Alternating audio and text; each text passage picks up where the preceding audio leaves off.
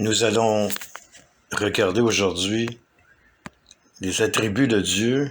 Ceci est la troisième d'une série. Nous avons fait Dieu le Créateur, Créateur Dieu, le Dieu qui m'a créé, qui m'a fait à son image. Et dans mes études, j'ai réalisé qu'il y a une troisième partie. Je l'aurais appelé Dieu le Récréateur. Mais c'est mieux de dire le Dieu de l'espérance. Pourquoi est-ce si important d'étudier qui est Dieu? Une des raisons.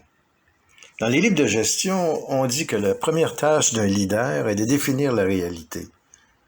Mais c'est vrai pour nous tous, définir la réalité. Qu'est-ce qui est vrai pour nous?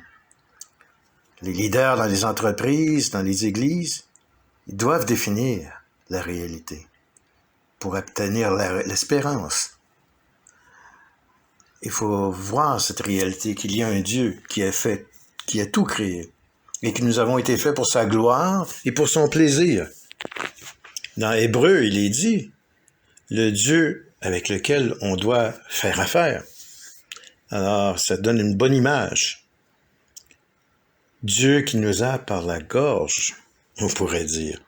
J'ai un nouveau chien, Théo son nom, Tim, il a 10 mois, un chat vraiment fou, mais c'est pas un chat, c'est un chien, il veut toujours mordre, et je dois le tenir, il tente toujours de se sauver, de tirailler, de mordiller. Alors Dieu doit nous tenir de cette même façon pour nous amener vers cette réalité. C'est très important. C.S. Lewis dit « Je veux Dieu ». Pas mon idée de Dieu. Je veux Dieu, C.S. Lewis dit. C'est pourquoi nous sommes plongés dans sa parole, pour découvrir qui il est, comment il est, et comment nous devons traiter avec lui. Il y a quelque temps, je suis allé en Nouvelle-Zélande, et vous devez conduire du côté gauche. Nous dirions du mauvais côté, et les Britanniques diront « c'est le bon côté ». Alors, avec ma van, nous sommes arrivés par avion récemment, nous sommes allés en van, et je dois conduire du côté gauche. Et à peu près un bloc de là, je suis arrivé à un rond-point. Et c'est très difficile quand vous arrivez dans le rond-point, vous êtes habitué à vous en aller vers du côté droit de la prochaine sortie. Moi, je devais me concentrer, aller vers la gauche. Je devais consciemment me dire, la réalité ici en Nouvelle-Zélande, je dois conduire du côté gauche. Alors, chaque matin, quand je me levais et prêt à partir pour la route, je me disais, conduis du côté gauche, conduis du côté gauche, conduis du côté gauche. C'est la réalité. Alors, être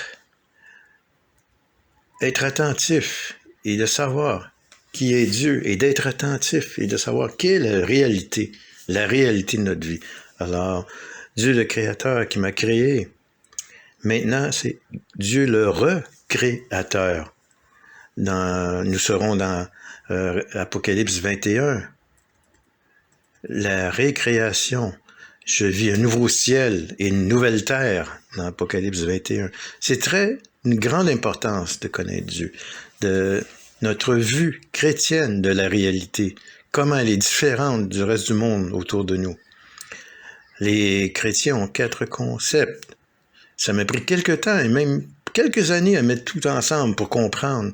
Je n'ai eu personne pour m'enseigner ceci de manière systématique, mais ils sont ainsi. La création, la chute, ce que Adam et Ève a fait pour briser ceci, les malédictions, relations brisées, et ensuite la rédemption, le troisième, et la rédemption par la croix, là où il a souffert et est mort, se substitue à nous, et enfin la restauration, la récréation. On n'en parle pas beaucoup, et je me demande, est-ce qu'on y pense vraiment? Quelle est la dernière fois que vous avez passé du temps à réfléchir, à penser à qu'est-ce qui s'en vient, la nouvelle création? Et je crois qu'on ne le fait pas souvent, on évade la question. Alors, la première création était magnifique, un jardin, beauté, sécurité, travail, plaisir, Dieu marchant avec eux. Il était en relation avec eux, il les voyait régulièrement, intime avec lui. Mais dans Genèse 3, on voit la chute, c'est ce que nous appelons cette situation historique, la chute. La première création a été endommagée et se détériore par le péché d'Adam et Ève. Laissez-moi vous lire dans Romains 8, versets 20 à 22. « Car la création a été soumise à la vanité, non de son gré, mais à cause de celui qui l'y a soumise, avec l'espérance qu'elle aussi sera affranchie de la servitude de la corruption, pour avoir part à la liberté de la gloire des enfants de Dieu. Or, nous savons que, jusqu'à ce jour, la création tout entière soupire et souffre les douleurs de l'enfantement. » Alors la création souffre et également nous souffrons. La mort, les maladies et toutes ces choses font partie de ce monde dans lequel nous vivons. Restauration est la dernière partie. Quand la restauration, la nouvelle création commence-t-elle? À la croix. À la croix, les prémices, le premier versement. Mais maintenant, Christ est ressuscité des morts, il est les prémices de ceux qui sont morts. Alors, quelle sera l'ultime fin de ceci? La nouvelle création est commencée à la croix. Vous savez, quand Jésus est mort dans le chaos et les ténèbres, c'était la nuit, c'est les râles de la mort, la phase finale de l'ancienne création. C'est terminé.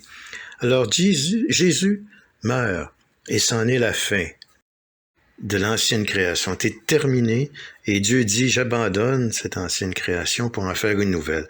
Alors la résurrection est le début d'une nouvelle création et un nouveau corps sans limite. Alors nous faisons partie d'une nouvelle création qui arrive. Et en ce moment, nous sommes comme un pied dans chaque, dans l'ancienne et la nouvelle. Et nous devons vivre entre les deux, avec Dieu, avec l'Esprit de Dieu. Dieu a commencé une première création en nous créant et a dit, c'est très bon. Mais dans la nouvelle création, Dieu forme une nouvelle terre et un nouveau cieux. Quand il a créé, nous n'étions pas là. Seuls les anges ont vu. Mais maintenant, nous en faisons partie, partenaires dans la nouvelle création à cause de Jésus-Christ.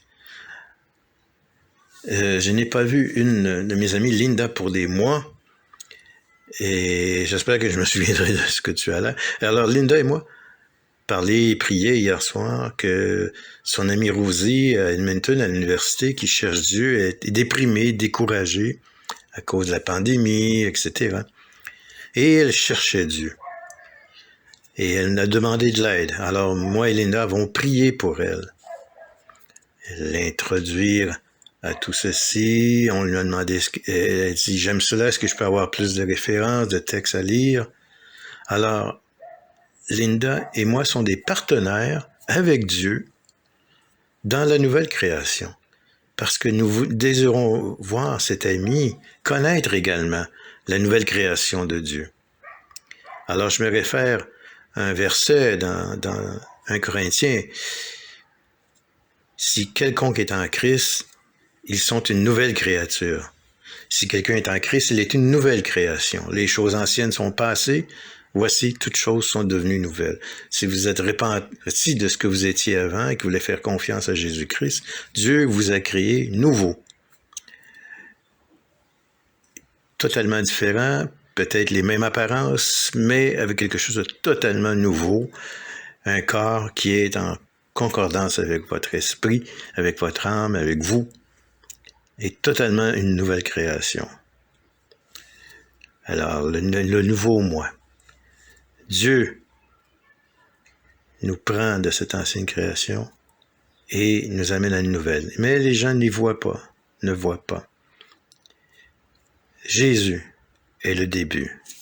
Allons dans Apocalypse 21, s'il vous plaît.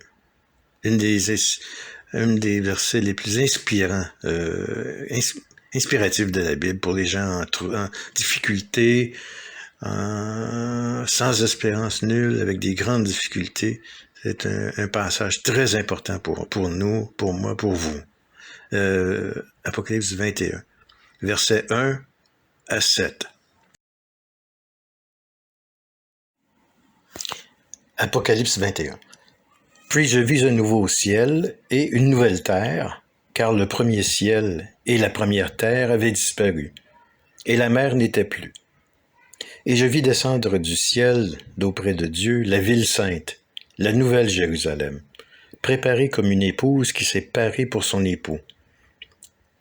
J'entendis du trône une forte voix qui disait, « Voici le tabernacle de Dieu, la maison de Dieu, avec les hommes. Il habitera avec vous. Ils seront son peuple, et Dieu lui-même sera avec eux. Il essuiera toute larme de leurs yeux, et la mort ne sera plus. Il n'y aura plus ni deuil, ni cri, ni douleur, car les premières choses ont disparu. » Et celui qui était assis sur le trône dit, « Voici, je fais toutes choses nouvelles. » Et il dit, « Écris, car ces paroles sont certaines et véritables. » Et il me dit, « C'est fait. Je suis l'alpha et l'oméga, le commencement et la fin. À celui qui a soif, je donnerai de la source de l'eau de vie gratuitement. Celui qui vaincra héritera ces choses. Je serai son Dieu et il sera mon fils. »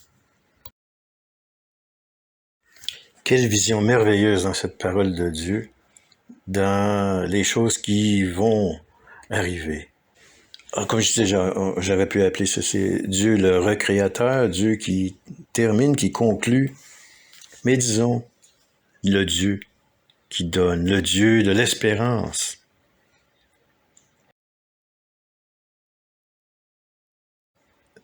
Je prie le Dieu qui est la source d'espérance, le Dieu qui nous remplit d'espoir.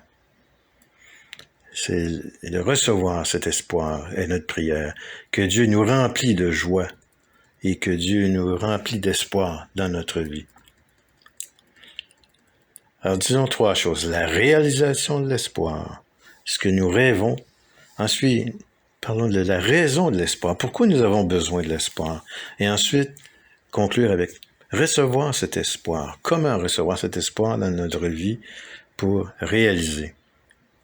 Avez-vous, dans le verset 2 de la vision, « Et je vis descendre du ciel, d'auprès de Dieu, la ville sainte, la nouvelle Jérusalem. » Je pensais à ça quand j'étais jeune. Quand nous allons mourir, nous allons finir à quelque part, comme des anges, faussement, sur un nuage, avec une harpe. Non, c'est sûr, et Dieu il nous certifie que ce n'est pas la chose, mais c'est Dieu qui descend vers nous. Nous aurons des corps glorieux, des corps de sa gloire à lui, à Jésus-Christ. Nous pourrons, comme quand il est venu ainsi à ses apôtres, les gens pouvaient le toucher. Il y a quelque chose de plus. Il pouvait apparaître n'importe où, dans une salle verrouillée. Nous aurons des corps glorieux. Nous allons pouvoir s'embrasser, marcher ensemble, être en relation l'un avec l'autre, sans aucune tristesse, sans aucun péché. Nous serons exactement comme Jésus a dit. Comme dans Philippiens 3, « Mais nous sommes citoyens des cieux, d'où nous attendons aussi comme sauveur le Seigneur Jésus-Christ, qui transformera le corps de notre humiliation, en le rendant semblable au corps de sa gloire, par le pouvoir qu'il a de s'assujettir toutes choses. » Dans Philippiens 3, versets 20-21. Incroyable, en rendant semblable au corps de sa gloire. Alors vous pouvez être comme brisé. J'aimerais avoir un nouveau corps. Et je riais. J'ai travaillé avec des pasteurs en Edmonton, et un des pasteurs parlait avec moi et me disait de parler à cette église. Et une personne m'a parlé d'avoir du gras de COVID Elle dit, on peut pas sortir, on reste à la maison, on regarde YouTube et on mange. Et quand je suis venu ici il y a quelques mois, quelqu'un est venu me voir et m'a dit, hey Paul, tu as engraissé, mais ça paraît bien sur toi. Il me dit, on a tellement de difficultés avec nos corps et tellement d'inquiétudes avec toutes sortes de choses. Mais Dieu dit, Jésus-Christ dit, j'ai un nouveau corps pour vous qui sera synchronisé avec ton esprit, des nouvelles personnes en Christ. Alors, je suis vraiment un étudiant d'un grand penseur, C.S. Lewis, qui disait, si vous rencontrez une femme, une servante à cette époque en Grande-Bretagne, et qu'elle meurt, et que d'une façon elle peut vous apparaître en gloire, avec un corps de gloire, vous seriez très tenté de vous agenouiller devant elle et l'adorer. Alors, la personne la plus humble, aucune influence dans ce monde actuel, lorsqu'ils entreront dans l'éternité et qu'ils auront ce corps glorieux de Dieu par Jésus-Christ, seront d'une grande beauté, merveilleuse. Et c'est ce que Dieu dit pour nous. Il n'y aura plus de malédiction. Dieu a maudit le monde lors du péché. Quand vous étudiez Genèse 3, vous voyez comment toutes les relations ont été brisées. Les relations avec Dieu, ils se cachent de Dieu. Relations l'un avec l'autre, ils se blâment l'un et l'autre, ils mentent. Le mensonge y règne. La relation même avec la planète est brisée. Dieu a dit, Adam, tu seras un jardinier, mais ça sera difficile. Les épines et la terre, les choses ne voudront pas collaborer dans tes plans. Je suis allé en Mongolie. Je suis jamais allé au Kazakhstan, mais je suis dans une partie de Mongolie. Mais qu'il y a en ce moment un froid de 50 degrés en dessous de zéro, 50 degrés Celsius. Pouvez-vous imaginer vivre dans cette période, à cette température? Ici, il fait en ce moment moins 18. Mais cette création, ce monde dans lequel nous vivons, souffre. Il y a un champ de gloire qui va vers Dieu, mais nous n'en faisons pas partie. Mais il n'y aura plus de malédiction. Dans le chapitre 22 d'Apocalypse, il n'y aura plus de malédiction sur quoi que ce soit.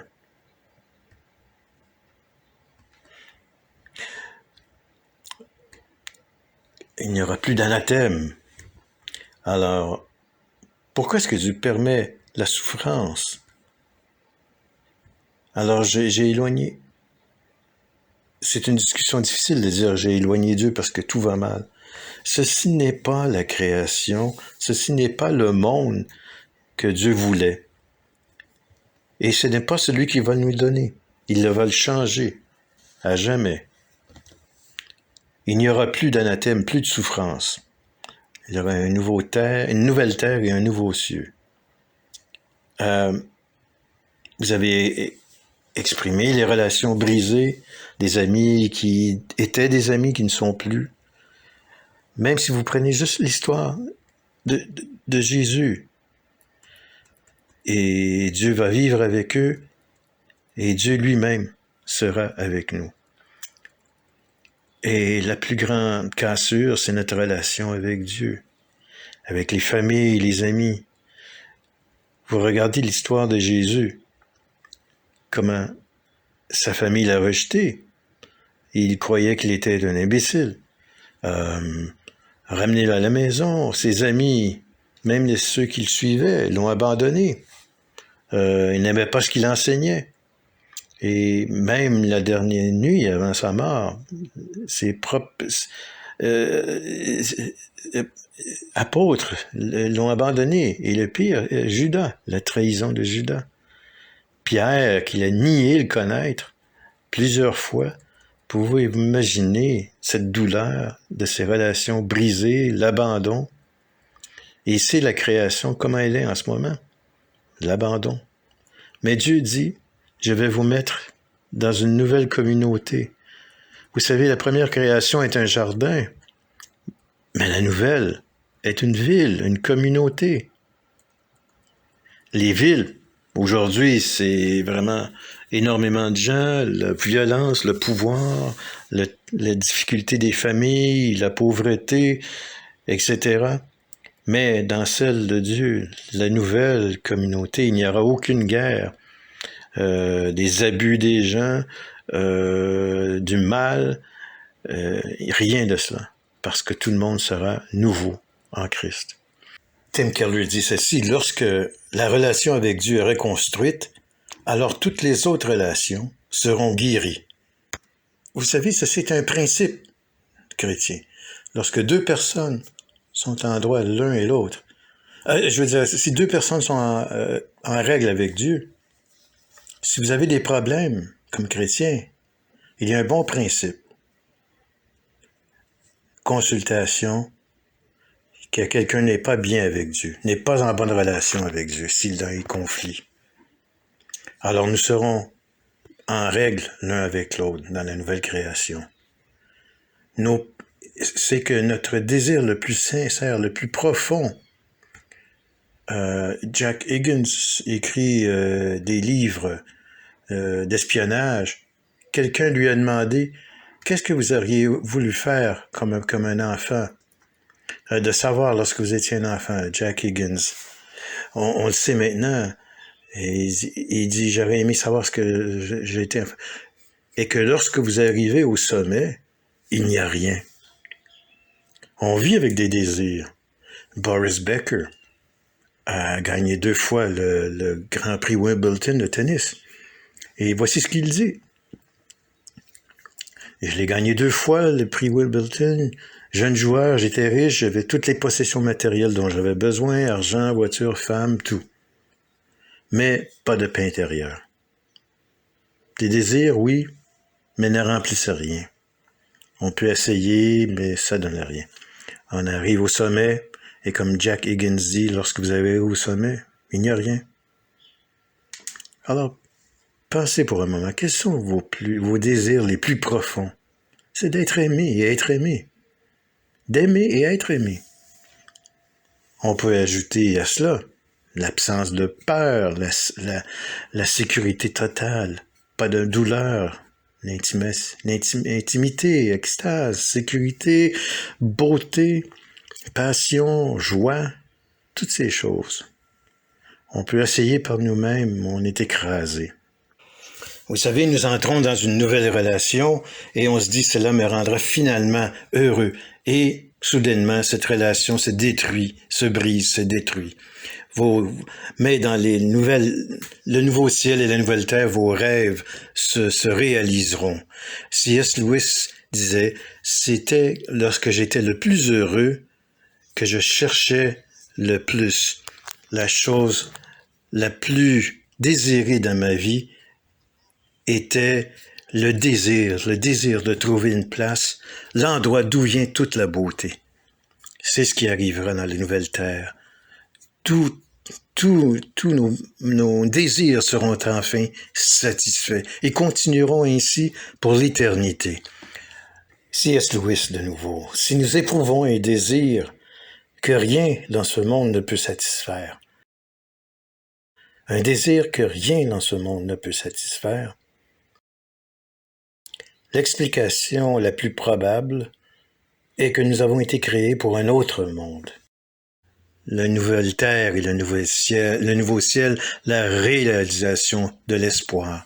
Vous savez, cette chanson de U2, je n'ai toujours pas trouvé ce que je cherche.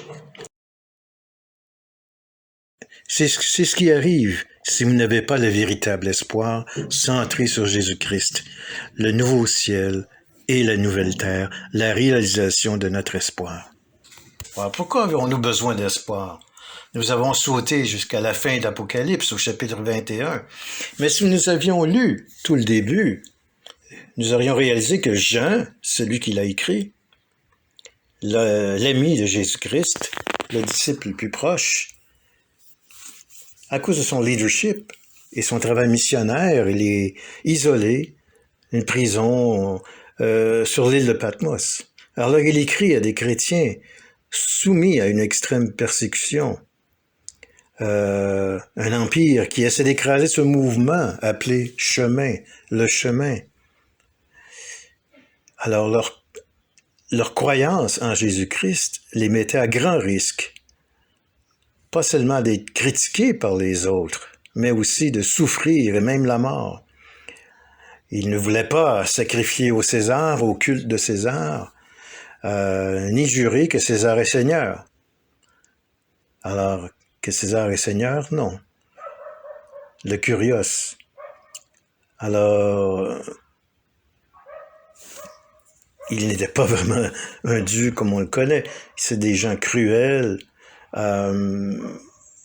Les chrétiens, les nouveaux chrétiens disaient, je ne peux pas faire ça.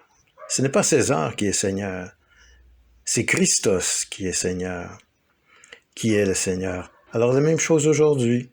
Des frères, sœurs, cousins en Iran qui souffrent, leur Église. Pourraient avoir tout...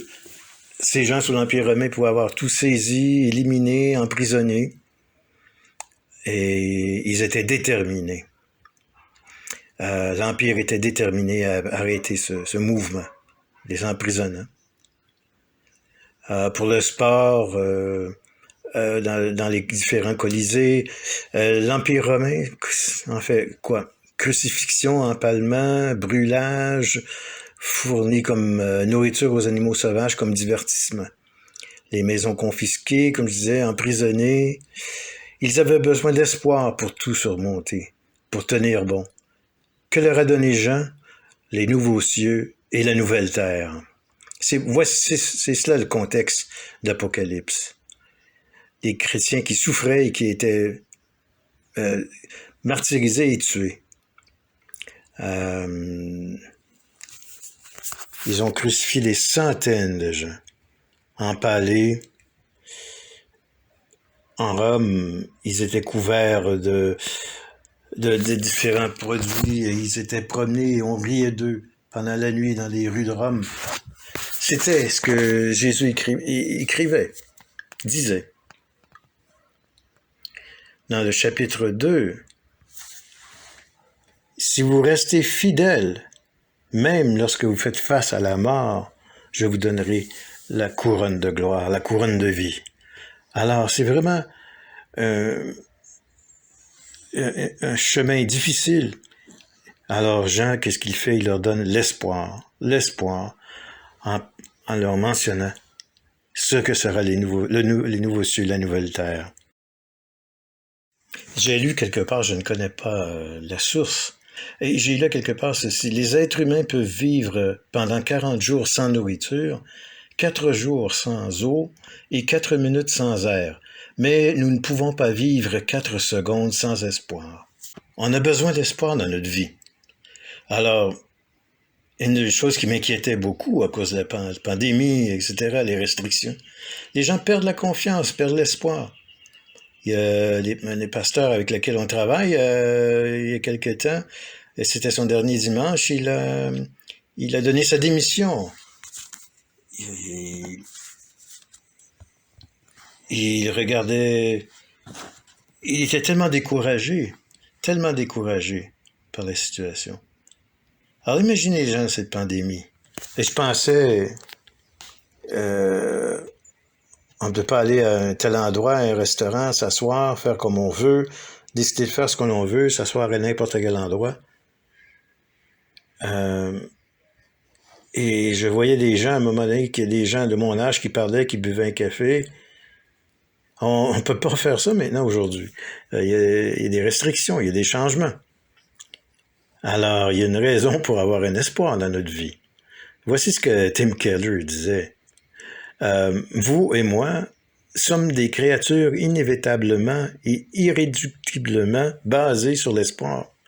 Nous sommes contrôlés non pas par la façon dont nous vivons maintenant, mais par ce que nous pensons et qu'il arrivera plus tard. L'espérance chrétienne a trait à l'avenir ultime et non à l'immédiat. Une vision.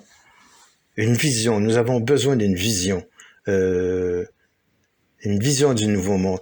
Quel que soit qui se passe, le cynisme, que nous soyons brisés dans des situations absolument intolérables, nous devons avoir l'espoir en Jésus et à la nouvelle création. Fleetwood Mac, un des grands groupes des années 70, c'était un peu comme un appel la sirène qui appelle les navires à échouer. Et cette chanson populaire était Don't Stop Thinking About Tomorrow. N'arrête pas de penser à demain. Ce sera meilleur qu'avant. Comment pouvez-vous savoir cela? Que demain sera meilleur? Où trouvez-vous cet espoir? Ce faux espoir que ton espoir de demain sera meilleur que celui d'aujourd'hui. Ils n'ont pas de réponse parce que où est l'espoir quand il n'y a pas de Dieu? Et quand vous mourrez, vous pourrissez et que plus tard, la création, le soleil devient une supernova et change la Terre en cendres. Ensuite, le soleil meurt, système solaire meurt, tout se détruit, se compresse peut-être en quelque chose d'infiniment petit, rien. Où est l'espoir dans cette conception? Mais il faut artificiellement manufacturer un espoir. Et c'est ce que les gens autour de nous font. Des espoirs faux. Je suis un historien, j'aime beaucoup l'histoire.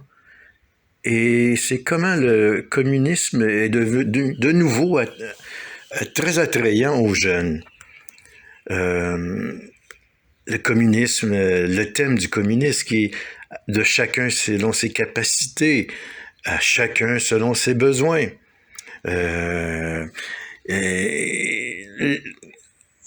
J'ai un bon travail, plein d'énergie, en santé, ou je suis malade, je peux rien faire. Alors je prends ce que je peux, selon mes capacités et mes besoins, et on se partage tout cela et son tête, l'un et l'autre. Et avec cela, où tout le monde s'aide, avec harmonie et amour, l'État disparaîtra. Et ça, c'est l'appel de la sirène du communisme. C'est faux. Ça marche pas de cette façon.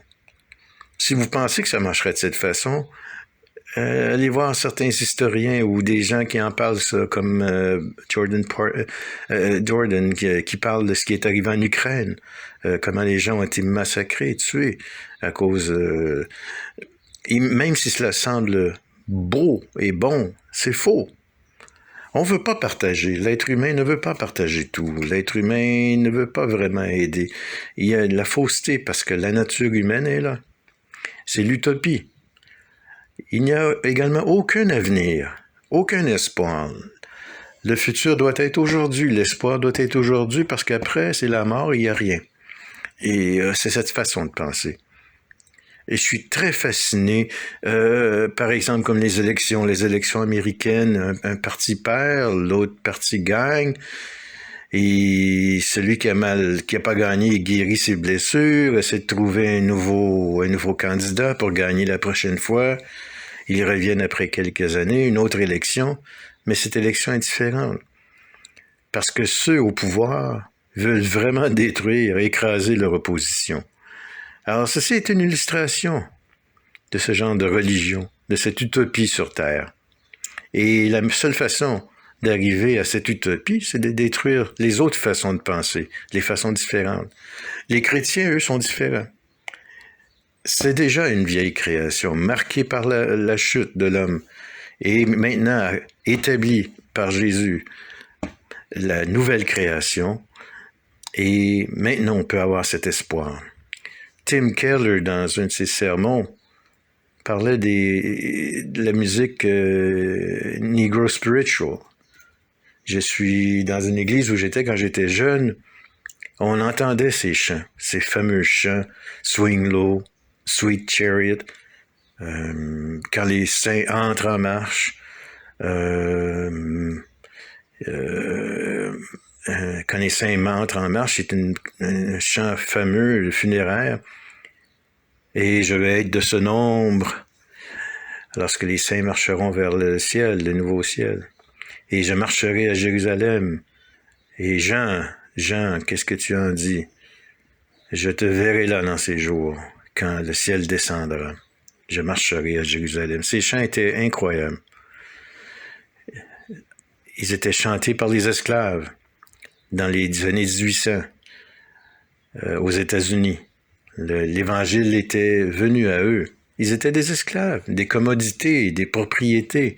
Ils n'étaient pas des êtres humains. Ils pouvaient être vendus, abusés, martyrisés, tués. Ils n'avaient aucun pouvoir, aucun pouvoir. Pourquoi chantait-il si souvent? Pour illustrer ce que c'est que d'être un esclave, on ne comprend pas. Par exemple, nous, le 1er janvier, le Nouvel An, nous aimons beaucoup. Célébration du Nouvel An qui commence. Mais dans le monde esclave, dans les années 1800 aux États-Unis, c'était une journée vraiment non désirée.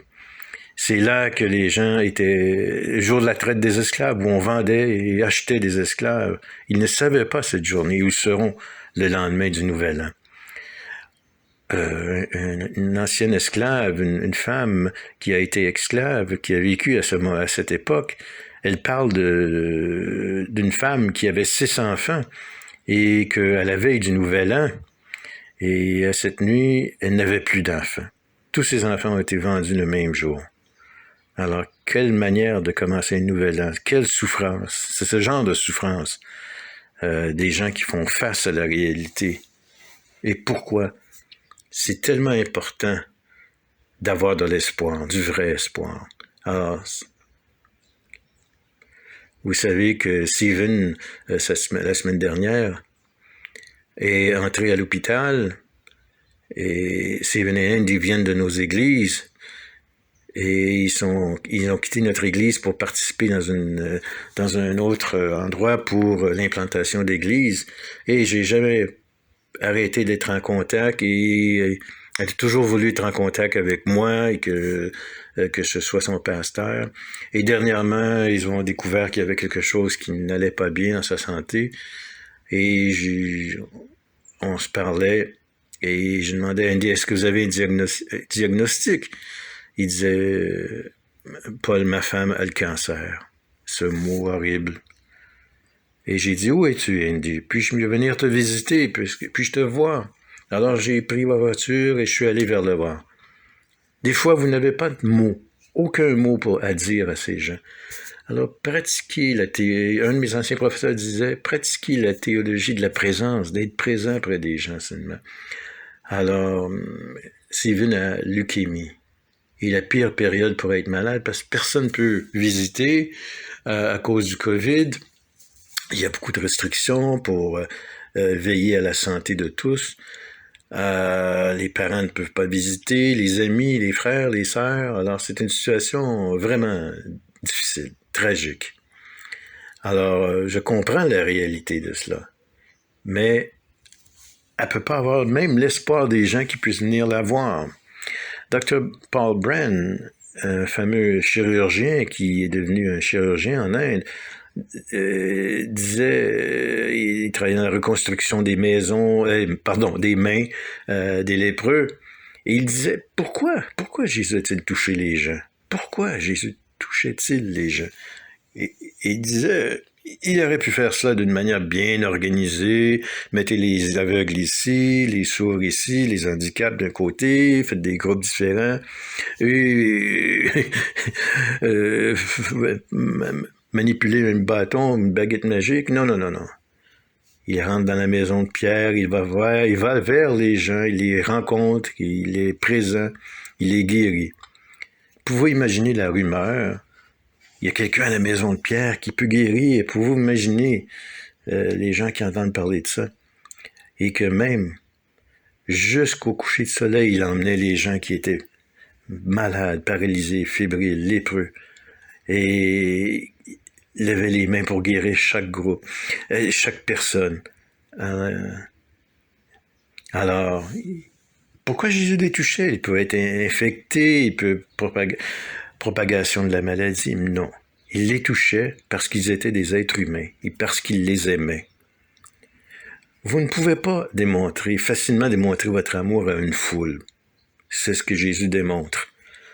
L'amour est une affaire de personne à personne. De donner de l'espoir une à une personne, pensant à eux, en donnant ce toucher. qu'est-ce que Jésus veut qu'on fasse, nous? Qu'est-ce que Jésus veut que l'on fasse? Faire des disciples. Nous avons différentes personnes qui s'activent ici, dans l'Église. Chaque personne, chaque membre fait une chose différente pour la croissance. Mais ça redemeure toujours un à un, le toucher, un à un. Le meilleur terme, c'est vous êtes dans des histoires de vie humaine, dans des histoires de personnes en particulier, de partager, d'entendre, de savoir, de connaître. Alors, il y a des gens dans notre Église qui sont jeunes et qui viennent à peine de débuter la vie comme chrétiens. Et ils ont cet espoir. Est-ce que quelqu'un m'aiderait à grandir comme chrétien? Parce que je ne sais pas comment. Moi, j'ai grandi dans une église, je jouais du piano pour 5 ans, pour le dimanche. Mais personne ne m'a aidé à être un disciple. J'étais là. J'aurais aimé être comme Moïse et tout recevoir, mais personne ne m'a donné d'attention un à un. Vous savez, une attention particulière d'une personne à une autre. Alors, faites-vous partie de ces histoires. Aidez-vous une personne en particulier ou 2 personnes en particulier. De partager dans leur vie, de donner de votre vie à eux, de leur faire comprendre, de les aider à grandir dans la vérité, dans l'espoir. Et moi, le lendemain, j'étais complètement contraire et je me suis dit peut-être que le baptême allait me changer. Non, j'avais besoin de quelqu'un. Mais 4 ans à travers l'école secondaire. Alors il faut aider les gens. Maintenant, en investissant en eux, en chacun d'eux. Soyez là, faites partie de leur histoire, de leur vie, en leur amenant l'histoire de la raison pourquoi on a besoin de l'espoir. Alors, parlons de recevoir l'espoir. Je suis vraiment reconnaissant à Tim Keller pour ça. Il est comme mon pasteur. Je prends toujours des notes. Il m'avait déjà dit une chose sur l'écriture, ce verset 21:6 dans Apocalypse, qui disait « Celui qui a soif, je donnerai de la source de l'eau de la vie, gratuitement. Gratuitement. La source de l'eau de la vie. » Ça n'arrête pas. Ça veut dire que l'eau est toujours là, disponible. Et si vous avez soif, l'eau est là. D'où vient la soif dans la vie de Jésus? D'où elle vient cette soif? Dans Jean 4, « Mais celui qui boira de l'eau, il a scandalisé ses disciples, il ne devrait pas parler à une femme, mais divorcer 4 fois et être avec un autre homme, mais Jésus est là et parle à cette femme parce qu'elle a une soif, une faim spirituelle, et il va la voir, et il dit, mais celui qui boira de l'eau que je lui donnerai n'aura jamais soif. Alors elle est intéressée. Elle doit ramener cette eau au village, mais Jésus lui parle d'eau vivante, de l'eau de la source de vie. J'ai soif. J'ai soif, mon Dieu. La soif est un grand exemple, une belle image pour représenter l'espoir, le besoin de l'espoir, sur la quoi Jésus a expérimenté la soif, le désespoir cosmique entier. Il a tout perdu, y compris l'espoir, y compris le courage. Il est mort dans l'obscurité. Jésus dit, j'ai tout perdu, je perdrai tout. Je perdrai l'amour du Père. Je perdrai le courage. Je vais expérimenter le désespoir. Et on peut avoir, à cause de Jésus-Christ, un nouvel espoir et une vie avec Dieu. Et parce que Jésus a dit, je mourrai seul à ta place. Et voici, je fais toutes choses nouvelles, en commençant avec la résurrection de Jésus. Parce que Jésus a brisé la malédiction, a arrêté la malédiction. et elle refait. Alors il faut se dire, je ne dépendrai pas de rien d'autre. Je ne dépendrai plus de moi-même, mais je dépendrai de la nouvelle vie. Je veux cette nouvelle vie, je veux ce nouveau ciel et je veux cette nouvelle création et cette nouvelle terre. Alors, mettre en pratique, soyez un receveur d'espoir. Soyez un receveur d'espoir. Vous savez, Jésus, tout ce que j'ai fait, tout croche, tout manqué, Seigneur, change tout, sois mon espoir, Seigneur. Alors, faisons partie de l'histoire. Il y a une histoire de Jésus qui marche, il y a une foule de gens une personne qui est malade pendant 12 ans, elle est embarrassée, gênée, elle va seulement le toucher, et elle est guérie. Et Jésus dit, quelqu'un m'a touché.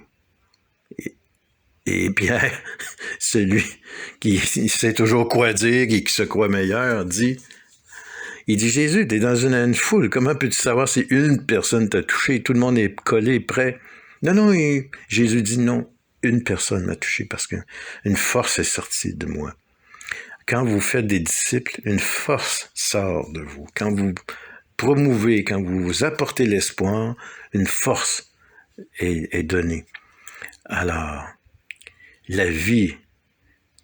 Alors, soyez un dispensateur d'espoir, un donateur d'espoir, une personne qui apporte l'espoir. Prions ensemble. Seigneur, on veut recevoir ton espoir. Il n'y a aucun espoir sans toi. Nous croyons vraiment cela. Alors, sois le centre de notre espoir. Personne d'autre. Ne nous laisse pas mettre notre espoir dans d'autres choses et en autres personnes, mais seulement en toi. Et Seigneur, on vit dans un monde avec tellement de découragement, de choses qui découragent. Et au nom de Jésus, sois avec nous. Amen.